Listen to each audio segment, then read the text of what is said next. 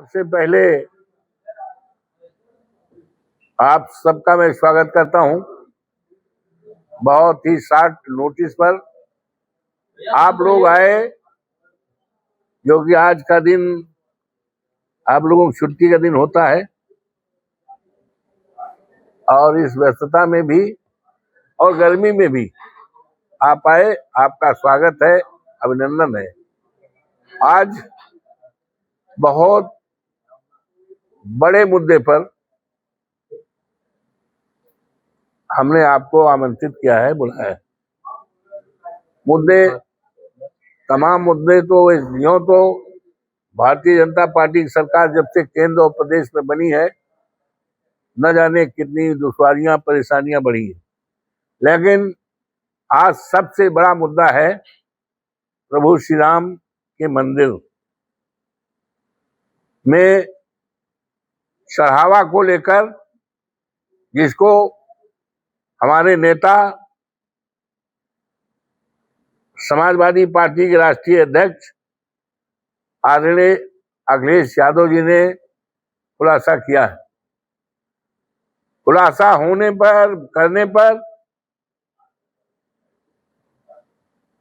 कोई का जबान नहीं खुली, चाहे हमारे सत्ता पक्ष हो और चाहे जो बना हुआ है ट्रस्ट, सब चुप्पी साधे रहे। लेकिन अब पत्र दर पत्र सब खुलासा हो रहा है। यही नहीं, यहां तक बता रहे हैं चढ़ावा का पैसा घोर में लोग छिपा रहे हैं।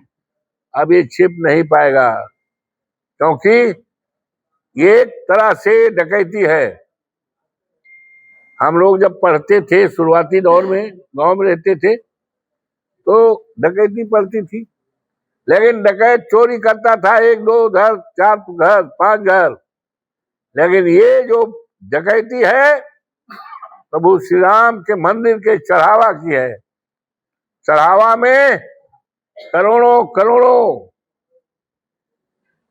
श्रद्धालुओं की आस्थाएं जुड़ी हैं।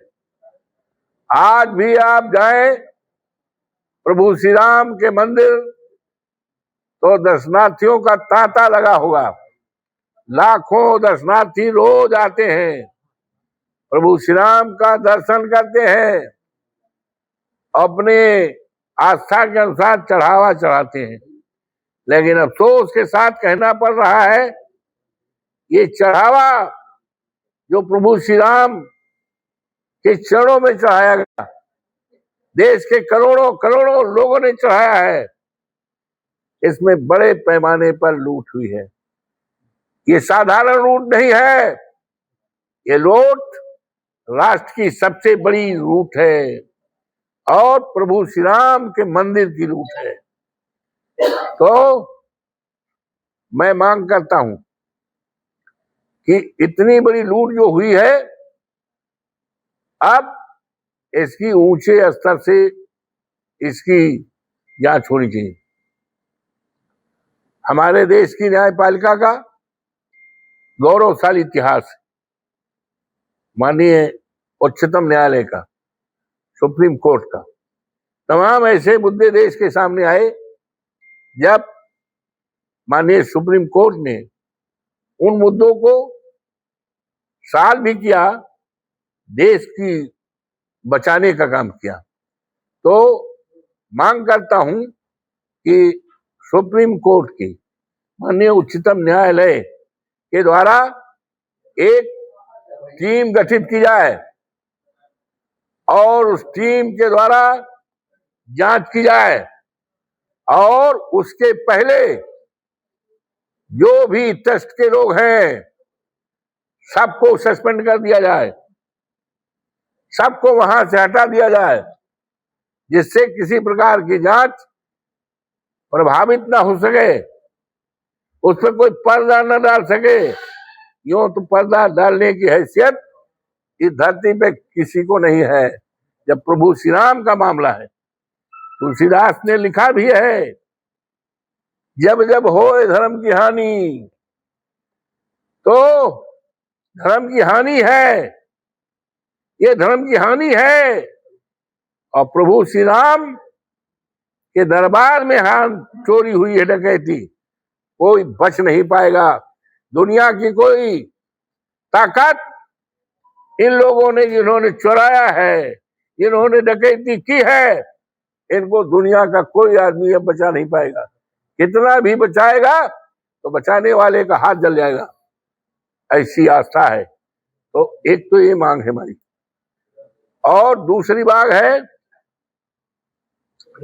कि आज बड़े पैमाने पर बिजली का संकट है।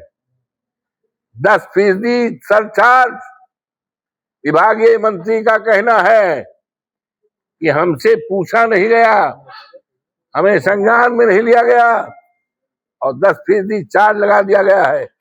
इसके पहले स्ट्रांग मीटर लगा था, जिसका बिल 2 गुना, 3 गुना, 4 गुना, जिसको हमारे नेता माननीय अखिलेश यादव जी ने, समाजवादी पार्टी ने, हम लोगों ने पुरजोर विरोध किया, लेकिन आज भी वो मीटर लगा है।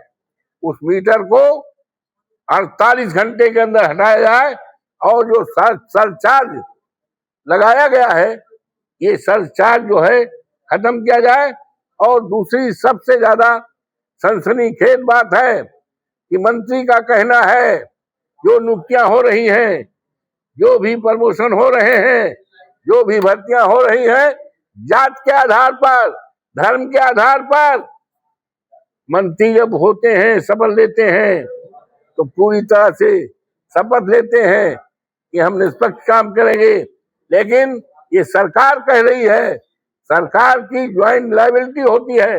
एक मिनिस्टर जो इस विभाग का, बिजली विभाग का मंत्री है, उसका ये कहना है, तो मैं मांग करता हूं कि एक तो सरचार्ज तत्काल वापस किया जाए। मांग करता हूं बिजली की जो व्यवस्था खराब है उसको ठीक किया जाए। और तीसरा है कि मंत्री जी को तो इस्तीफा दे देना चाहिए। ये तो सरकार का ज्वाइंट रिस्पॉन्सिबिलिटी होती है, सामूहिक जिम्मेदारी होती है।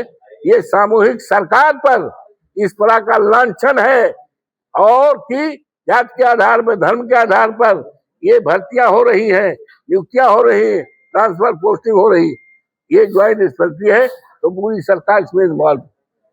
तीसरी है, हमारा प्रदेश कृषि प्रदेश देश है, हमारा देश कृषि प्रधान देश है, लेकिन आज यूरिया खाद की बड़े पैमाने पर किल्लत है। एक बोरी यूरिया खाद के लिए लोग दर ठोकरे खा रहे हैं। गन्ने की फसल में कहीं पर खाद नहीं पड़ी, जिसका नतीजा होगा कि हमारा गन्ने की फसल बहुत कम होगी। इसी तरह धान की फसल प्रभावित होगी। मैं मांग करता हूं कि सरकार तत्काल यूरिया खाद, डाई खाद या जो भी खेती में हमारी खादें उपलब्ध लगती है, सबको सभी ब्लॉकों पर जिस तरह से पहले था उस तरह से व्यवस्था की जाए। अन्यथा इस प्रदेश का किसान सड़कों पर उतरेगा और हम समाजवादी पार्टी के लोग, कार्यकर्ता उसके साथ रहेंगे। चौथा है, अभी कल 2 बच्चे सोहवल क्षेत्र के हैं, 2 बच्चे सरजू नदी में डूब के मर गए। इसके 10 दिन पहले तासीपुर, दिनकरपुर में 3 मरे थे। उसके पहले तीनूपुर का एक मार के फेंक दिया गया था। हमने मांग किया था, सरकार से मांग किया था, प्रशासनिक अधिकारियों से मांग किया था कि सरजू नदी के किनारे जितने घाट हैं वहां पर अलर्ट या इस तरह की सुविधा की जाए जिससे लोग स्नान करने में अंदर न जा पाए। लेकिन अफसोस है आज तक इस पर व्यवस्था नहीं हुई, जिसका नतीजा हुआ 6 जानें चली गई है। इस पर हम मांग करते हैं कि इनकी आर्थिक सहायता की जाए और इन घाटों पर अलर्ट लगाया जाए।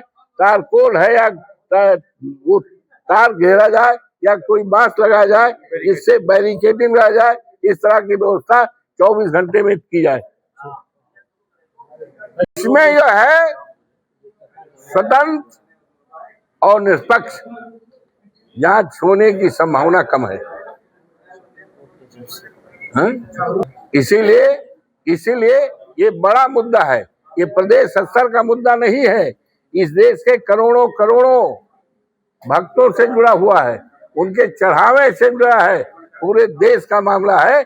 इसलिए मांग की कम से कम माननीय उच्चतम न्यायालय के द्वारा गठित टीम के द्वारा